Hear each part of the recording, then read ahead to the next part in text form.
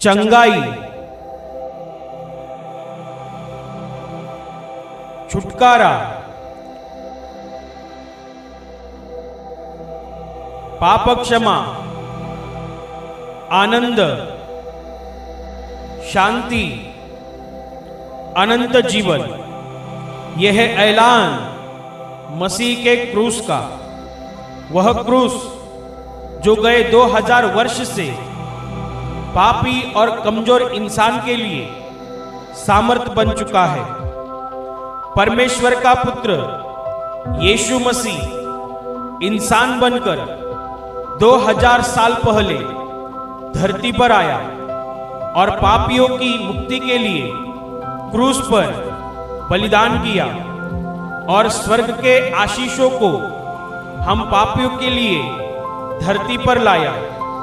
इसलिए बाइबल कहती है कि परमेश्वर ने जगत से इतना प्रेम रखा कि उसने अपना इकलौता पुत्र दे दिया, ताकि जो कोई उस पर विश्वास करे वह नष्ट ना हो परंतु अनंत जीवन पाए।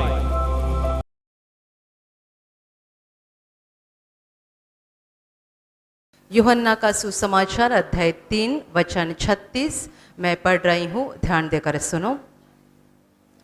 जो पुत्र पर विश्वास करता है अनंत जीवन उसका है, परंतु जो पुत्र की नहीं मानता वह जीवन को नहीं देखेगा, परंतु परमेश्वर का क्रोध उस पर रहता है। Hallelujah, hallelujah, hallelujah, hallelujah, hallelujah, hallelujah.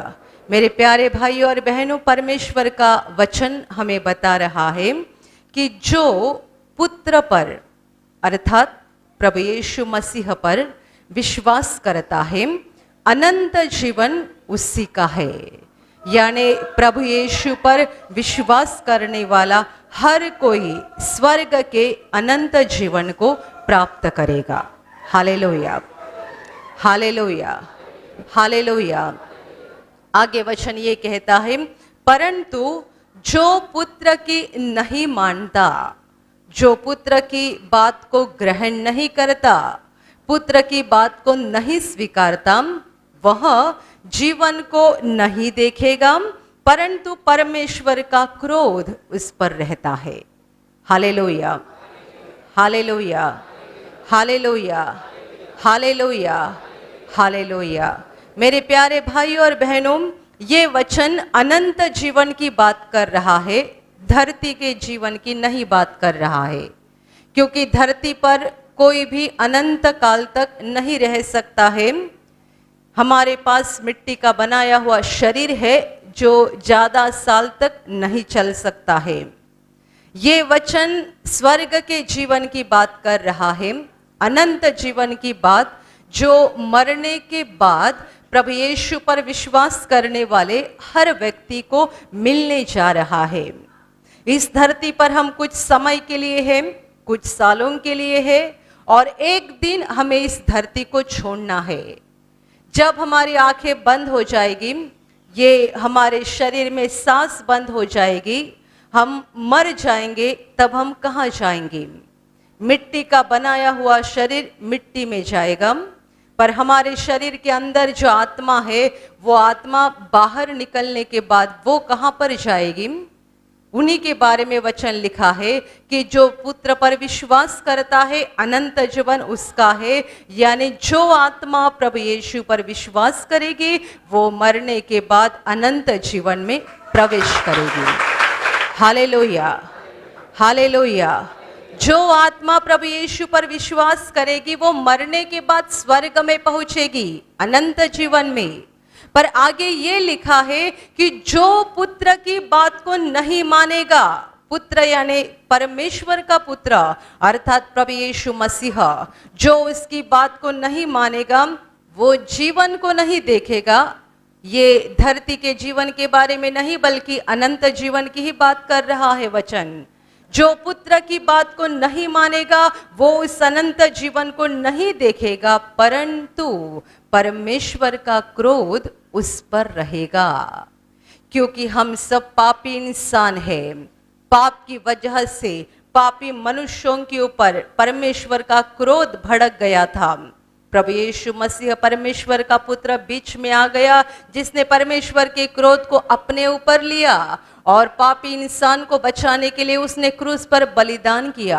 अभी जितने इस बलिदान पर विश्वास करके प्रभु यीशु को दिल में ग्रहण करेंगे, वे पिता के क्रोध से बच जाएंगे और वे अनंत जीवन में पहुंचेंगे। और जो प्रभु यीशु पर विश्वास नहीं करेंगे, उनके ऊपर ये क्रोध बना रहेगा और मरने के बाद उनकी आत्मा स्वर्ग में नहीं जा पाएगी। उनके लिए दूसरी जगह है जहां पर हमेशा अग्नि जलते रहता है, जिसे बाइबल में नरक कहा गया है। जिनके ऊपर परमेश्वर का क्रोध बना रहेगा, ऐसी आत्माएं उस नरक में जाएगी और उस आग में अनंत काल तक जलती रहेगी। Hallelujah, hallelujah, hallelujah. पहले शुरू में वचन में विश्वास की बात की है। जो पुत्र पर अर्थात प्रभु यीशु पर विश्वास करता है, अनंत जीवन उसी का है। ये विश्वास क्या बात है? पुत्र पर विश्वास करना यानी सच्चाई में क्या करना जरूरी है?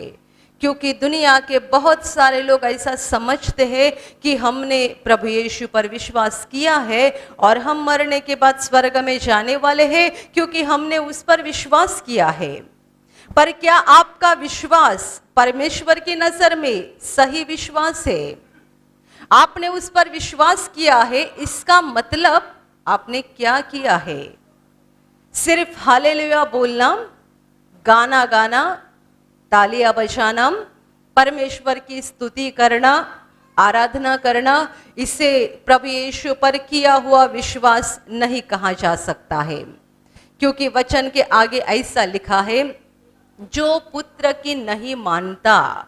इसका मतलब यह है यीशु पर विश्वास करना यानी यीशु की बातों पर विश्वास करना। यीशु पर विश्वास करना यानी यीशु के शब्दों पर विश्वास करना, उसके वचनों पर विश्वास करना। उसके वचन, उसके शब्द, उसके बातें मनुष्य की बातें नहीं है। उसके वचन मनुष्य के वचन नहीं है, बल्कि ये स्वर्ग से आए हुए परमेश्वर के वचन है, परमेश्वर के शब्द है। ये सत्य शब्द है, ये सत्य शब्द है, ये सत्य बातें हैं। ऐसा दिल में पूरी तरह भरोसा करके उन वचनों को ग्रहण करना और उन वचनों के अनुसार चलना, यही प्रभु यीशु पर किया हुआ सच्चा विश्वास है। Hallelujah, hallelujah. आप बहुत प्रार्थना करते होंगे और आप कहेंगे कि मैं तो कितने बार प्रभु यीशु के पास प्रार्थना करता हूँ, दिन में 3 बार 4 बार मैं यीशु को प्रभु बोलता हूँ, मैंने उस पर विश्वास किया है, मैं मरने के बाद स्वर्ग में जाने वाला हूँ। अच्छी बात है यदि आप ऐसा बोलते हैं, पर क्या आपके जीवन में आपने प्रभु यीशु के वचनों को ग्रहण किया है?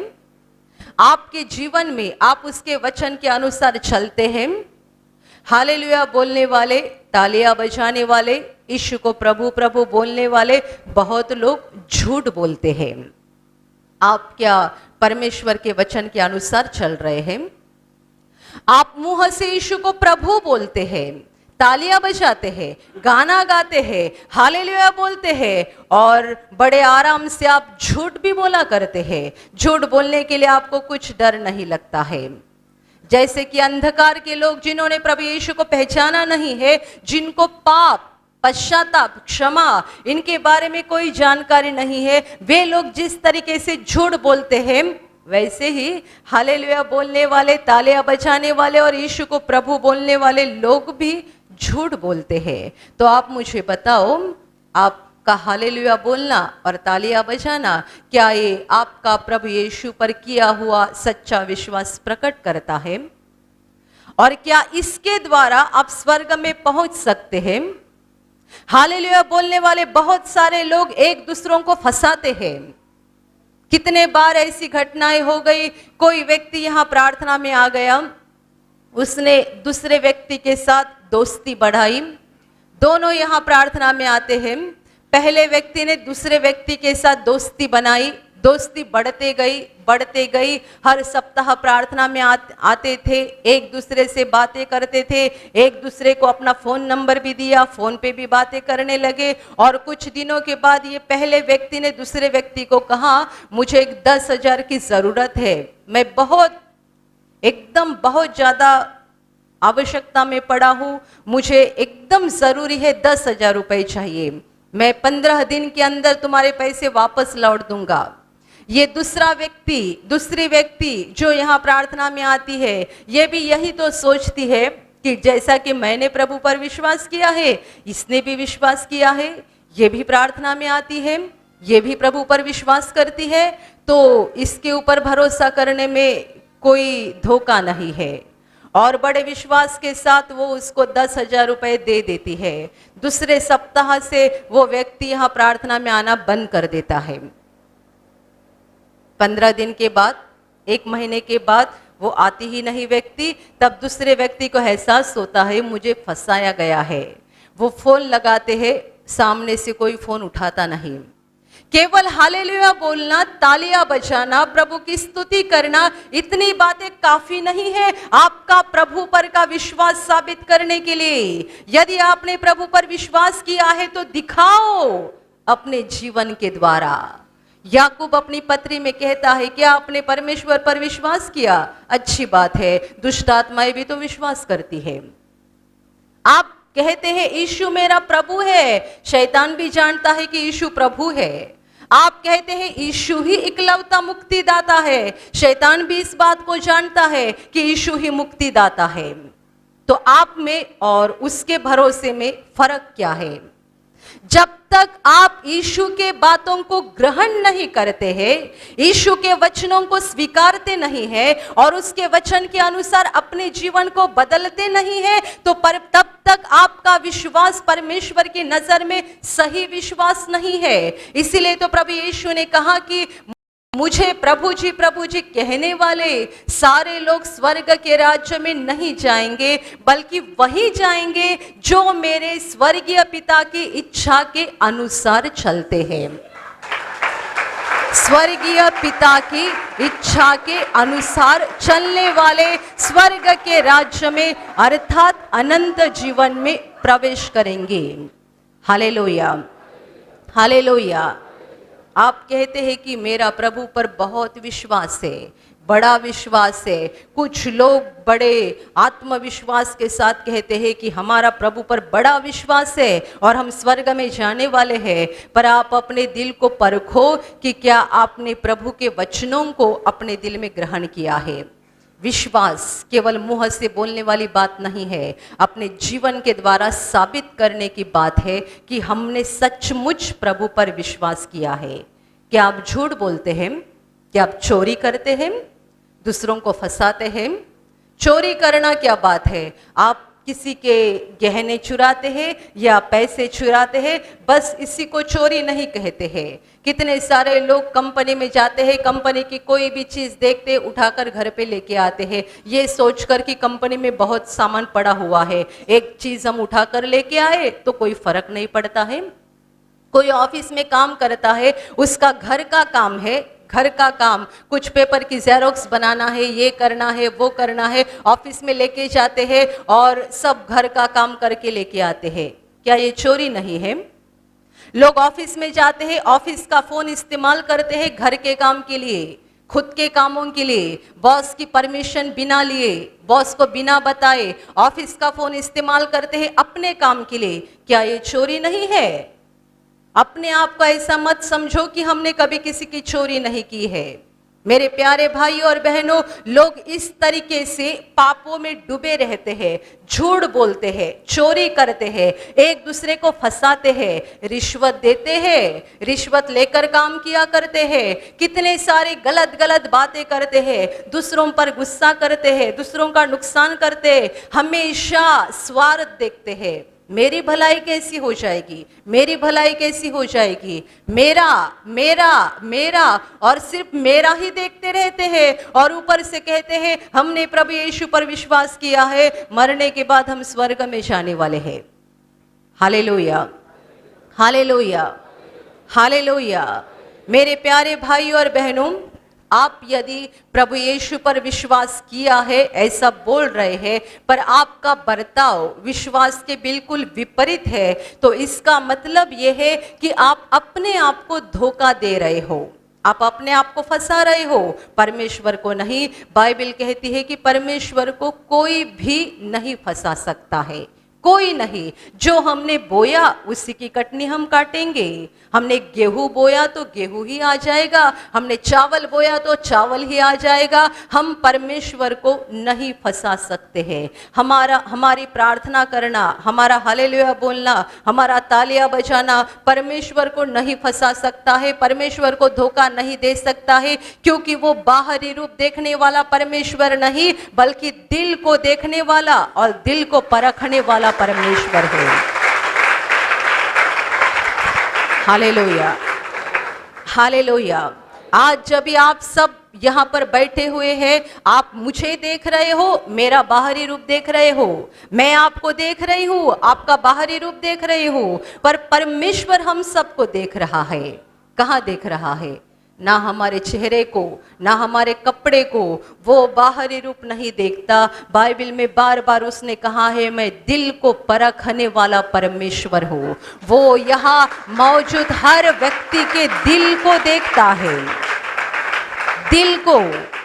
इसीलिए हम कभी भी परमेश्वर को धोखा नहीं दे सकते हैं। हमें ऐसा लगेगा कि परमेश्वर को नहीं पता कि मैं क्या करता हूँ, मैं कितने बार झूठ बोलता हूँ। कई लोगों को ऐसा भी लगता है कि हम झूठ तो जरूर बोलते हैं, पर जब भी हम प्रार्थना करते हैं, परमेश्वर के पास माफी मांगते हैं। हम गलत काम तो जरूर करते हैं, पर जब हम प्रार्थना में बैठते हैं, परमेश्वर के पास माफी मांगते हैं। मेरे प्यारे भाइयों और बहनों, आप परमेश्वर के वचनों को ग्रहण नहीं कर रहे हो, यीशु के वचन के अनुसार अपने जीवन को नहीं बदल रहे हो, बार बार आप पाप में गिरते जा रहे हैं।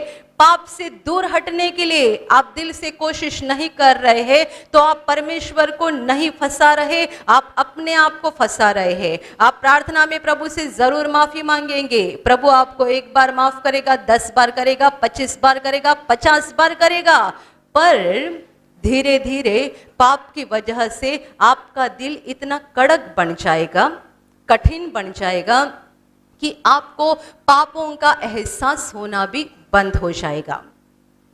शुरू में आप माफी मांगते जाएंगे, प्रभु मुझे झूठ नहीं बोलना चाहिए था, पर आज मैंने मेरे एक दोस्त के साथ झूठ बोला, मुझे झूठ बोलना पड़ा, मैं मजबूर था, इसीलिए मुझे झूठ बोलना पड़ा, मुझे माफ कर दे। दोबारा वही किया, दूसरी बार आके माफी मांगी, तीसरी बार वही किया, वापस आकर माफी मांगी।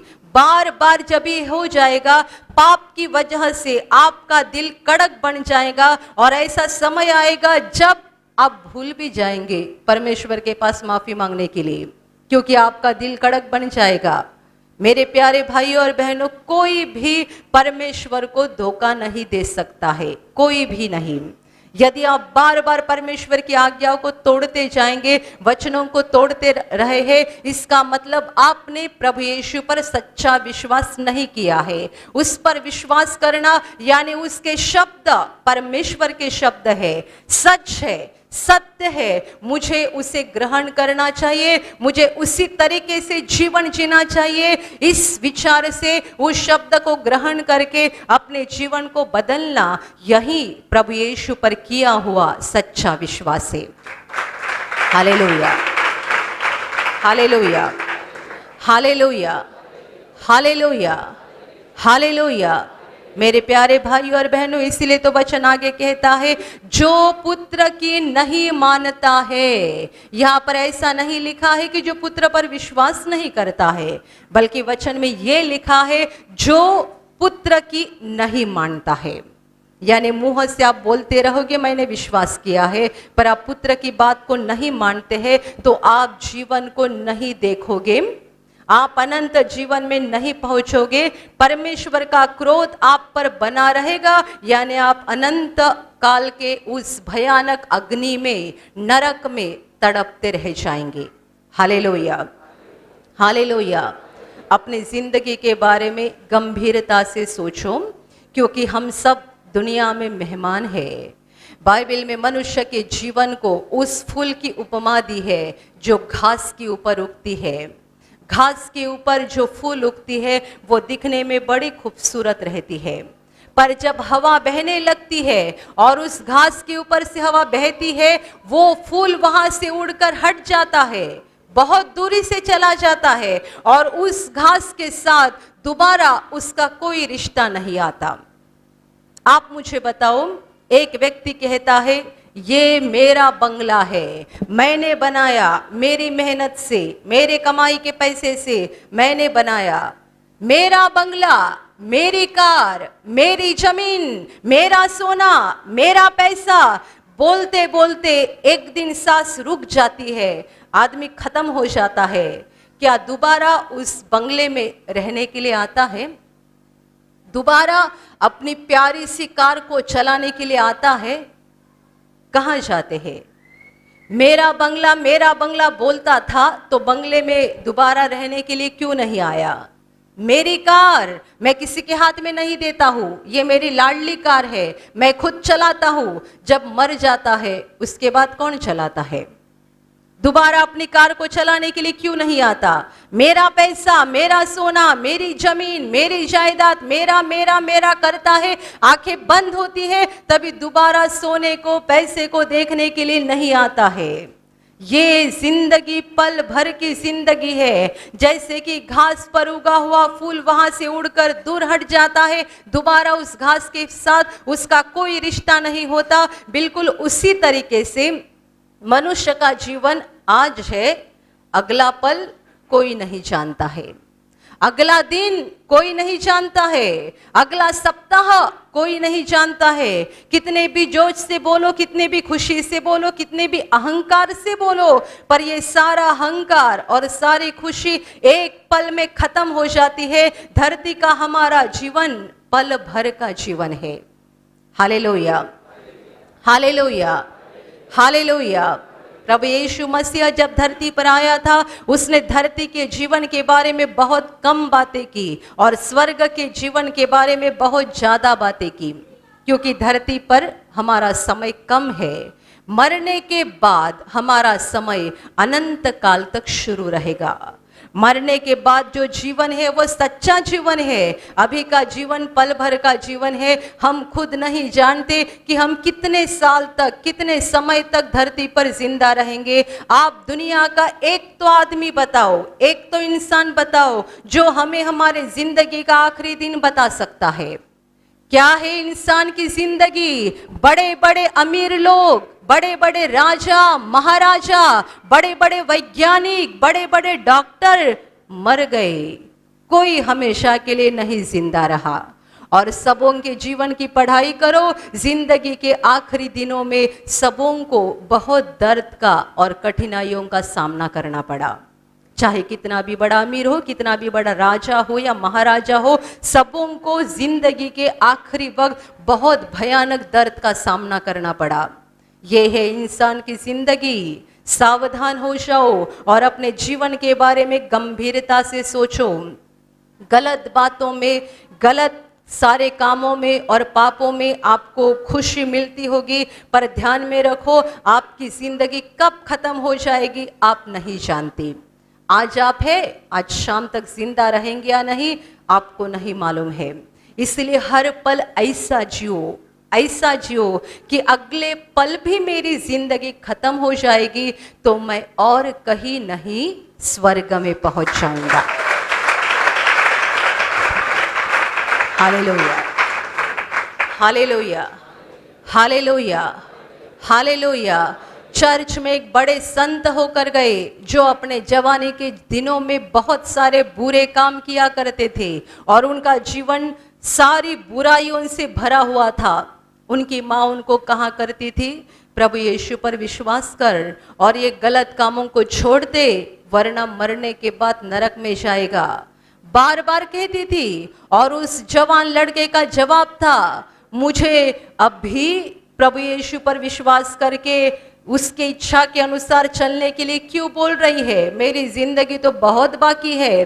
जब भी मैं बूढ़ा बन जाऊंगा तभी मैं परमेश्वर के पास लौटूंगा और परमेश्वर से प्रार्थना करूंगा और तभी मैं सारे बुरे कामों को बंद कर दूंगा।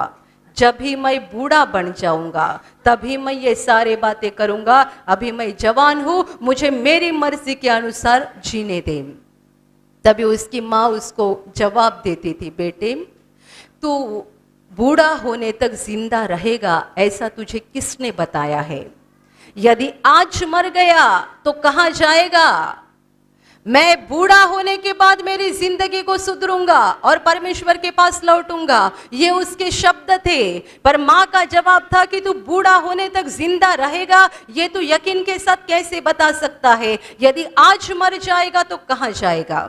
सोचो। वो भी सोचने लगा, इसलिए बदल गया और उसने पापी रास्ता छोड़ा, प्रभु यीशु पर विश्वास किया, सारे गलत कामों को छोड़ दिया और वो इतना परमेश्वर के वचनों के अनुसार चलने लगा कि उसका जीवन एक पवित्र जीवन बन गया और वो चर्च का बड़ा संत बन गया। Hallelujah, hallelujah. अपने जीवन को बदलो और इस तरीके से जीवन बिताओ कि आज का दिन मेरे जिंदगी का शायद आखिरी दिन है। आज का दिन परमेश्वर ने दिया हुआ बड़ा मौका है मुझे बदलने के लिए, मुझे सुधारने के लिए। कल नहीं, परसों नहीं, क्योंकि कल मैं रहूंगा या नहीं रहूंगी या नहीं मुझे नहीं मालूम। परसों मैं जिंदा रहूंगा या नहीं मुझे नहीं मालूम। आज का दिन मेरे जिंदगी का आखिरी दिन होगा। आज यदि मैं मर जाऊंगा, यदि आज मैं मर जाऊंगी तो और कहीं नहीं, स्वर्ग में जानी चाहिए, अनंत जीवन में मेरा प्रवेश होना चाहिए। और इसीलिए बुरे कामों को छोड़ दो, बुरे कामों को छोड़ दो, गलत कामों को छोड़ दो। आपकी जिंदगी में क्या बुरे काम आप करते हैं, क्या गलत काम आप करते हैं, मुझे बताने की कोई ज़रूरत नहीं। आप आपकी आत्मा में जानते हैं कि आपकी जिंदगी में आप परमेश्वर की इच्छा के खिलाफ क्या क्या कर रहे हैं, यीशु के वचनों को किस तरह से तोड़ रहे हैं, प्रभु यीशु के वचनों को किस तरह से इनकार कर रहे हैं, आप खुद जानते हैं। मेरे प्यारे भाई और बहनों, मैं आपको बताती हूँ, सच्चाई बताती हूँ। आप केवल हालेलुया बोलने से और गाना गाने से स्वर्ग में नहीं पहुँच सकते। जो पुत्र की बात को मानता है, यानी प्रभु यीशु की बात को मानता है, प्रभु यीशु के वचनों को ग्रहण करता है, स्वीकार करता है कि स्वर्ग से आए हुए परमेश्वर के शब्द है, ये सच्चे शब्द है, ये सच्चे वचन है, ये धरती की बातें नहीं है बल्कि ये मेरे जीवन का संदेश है। मुझे इस वचन के अनुसार अपने आप में बदल करना चाहिए, मुझे अपने आप में परिवर्तन लाना चाहिए। यदि आप ऐसा सोचकर प्रभु यीशु के वचनों को ग्रहण करेंगे, उसके बातों को मानते जाएंगे, तो वचन कहता है अनंत जीवन आपका है। Hallelujah, hallelujah. और अभी मैं आपके लिए प्रार्थना करने जा रही हूँ। आपके शरीर के जिस भाग पर बीमारी है, पूरे विश्वास के साथ वहाँ पर हाथ रखो, और यदि वहाँ हाथ नहीं रख सकते हैं तो अपने सीने पे हाथ रखो।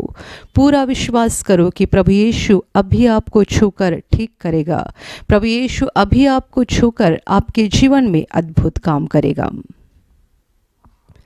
आपके शरीर में से हर बीमारी प्रभु यीशु के पवित्र नाम से इसी क्षण निकल जाए।